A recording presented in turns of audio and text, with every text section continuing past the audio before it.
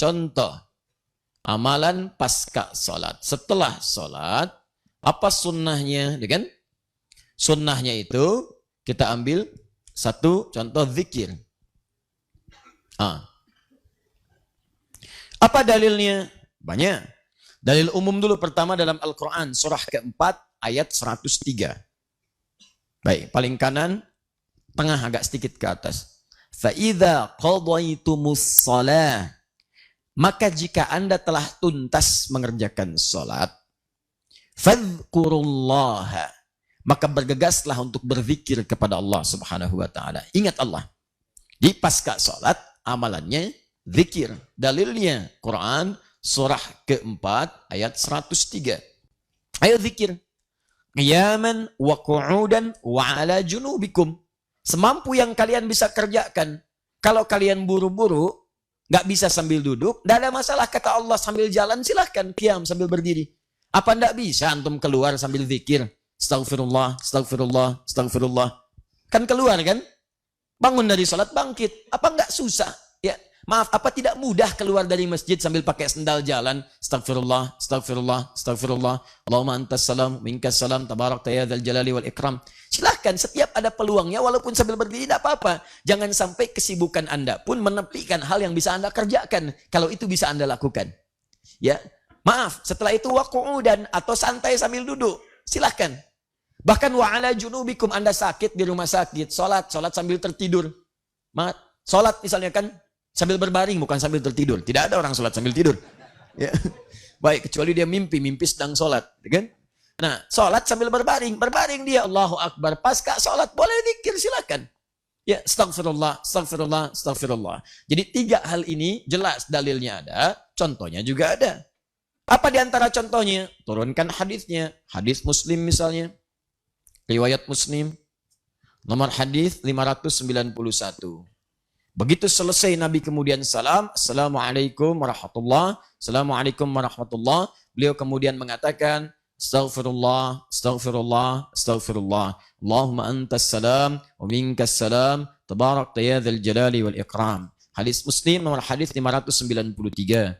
La ilaha illallah wahdahu la syarikalah, lahul mulku wa lahul hamdu wa huwa ala kulli syai'in qadir. Setelah itu turunannya banyak sekali ke bawahnya. Ada yang baca ayat kursi, ada yang baca 3 surah yang terakhir, ada yang kemudian doa. Karena zikir itu dalam Al-Quran banyak ragamnya. Ragamnya banyak. Nah, misal,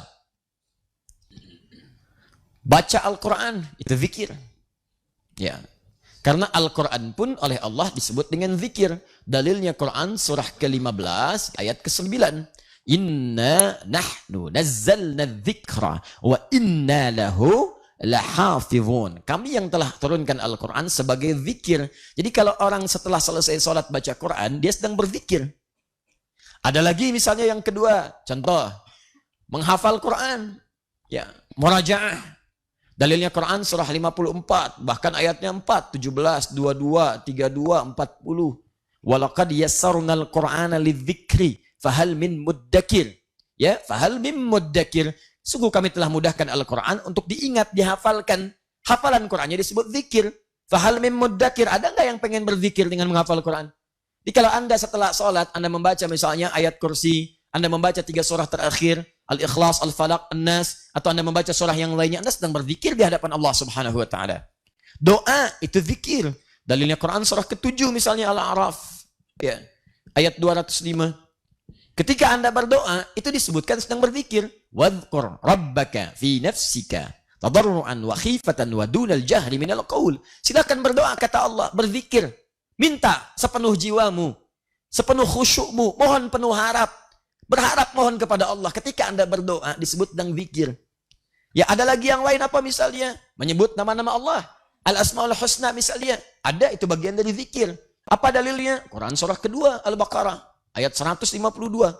Paling kanan agak ke bawah. Ya. Fadhkuruni adzkurkum. Fadhkuruni, sebut namaku. Ketika Anda menyebut nama Allah disebut dengan zikir. Anda berzikir kepadaku, saya pun zikir engkau, saya sebut kamu. Fadhkuruni adzkurkum. Bagaimana menyebut nama Allah? Banyak. Buka Quran surah ke-17 misalnya. Dari ayat ke-110 sampai 112. Di ayat 111-nya jelas.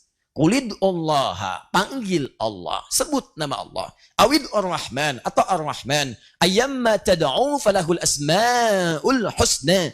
Kapanpun Anda pengen menyeru, Allah punya nama-nama terbaik, silahkan panggil. Ingat, al-asmaul husna, nama-nama Allah yang terbaik, bukan sifat. Karena ada orang menyebut asmaul husna, tapi yang disebutkan sifat. Wujud, kidam, bako, ya, nah, itu mah bukan asmaul husna. Baik ya, itu namanya sifat. Kita kembalikan kemudian al-asma'ul husna, Allahur Rahman, Ar-Rahim, Al-Malik, Al-Quddus dan sebagainya. Anda boleh minta kepada Allah, bahkan memadukan antara doa dengan nama-nama Allah. Allahumma yal fattah. Sebut nama Allah terkait kebutuhan Anda. Memang nggak harus semua disebutkan. Cari sesuai kebutuhan. Kalau Anda ingin dibebaskan dari kesulitan, Allahumma yal fattah. Kalau minta rizki, Allahumma ya razaq. Kalau minta disabarkan, Allahumma ya sabar. Kalau minta misal diberikan pengetahuan lebih, akan menghadapi ujian, Allahumma ya alim. Dan seterusnya. Sebut. Ini zikir. Nah sekarang, teruskan. Yang kedua. Ini Nabi mempraktekkan ini, dalil ada, contoh ada.